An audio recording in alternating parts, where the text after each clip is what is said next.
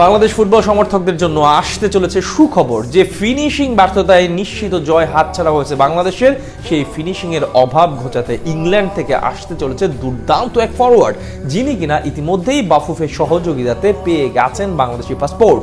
কিছুদিনের মাঝে দেখা যেতে পারে হামজা চৌধুরীর পাশে কে এই দুর্দান্ত ফরওয়ার্ড, যে দেশের টানে ইংল্যান্ড থেকে ছুটে আসছেন বাংলাদেশে, জানাচ্ছেন শ্রাবণ।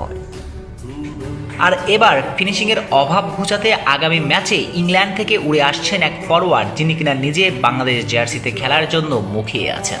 যে ফুটবলারটা ইংলিশদের ঐতিহ্যবাহী এফএ কাপ ট্রফি হাতে তুলেছেন, যে ফুটবলারটা ইংল্যান্ড অনূর্ধ্ব 21 দল মাতিয়েছেন, আর সেই ফুটবলারটা যদি বাংলাদেশ জার্সিতে খেলতে পারেন তবে নিঃসন্দেহে বলা যায় আগামীতে আরও অনেক প্রবাসী তারকা ফুটবলাররা তাকে অনুসরণ করবেন।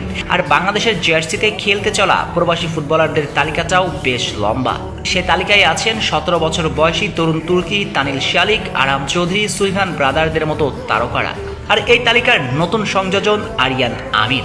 অবশ্য সুলিভান ব্রাদার থেকে শুরু করে আরামদের বাংলাদেশ জার্সি গায়ে তোলার সম্ভাবনা এখনো ঝুলে আছে সুতোই। সে দিক থেকে ভাবলে এক পাই এগিয়ে আছেন আরিয়ান। ইংলিশ বংশোদ্ভূত এই ফুটবলার ইতিমধ্যে পেয়েছেন বাংলাদেশ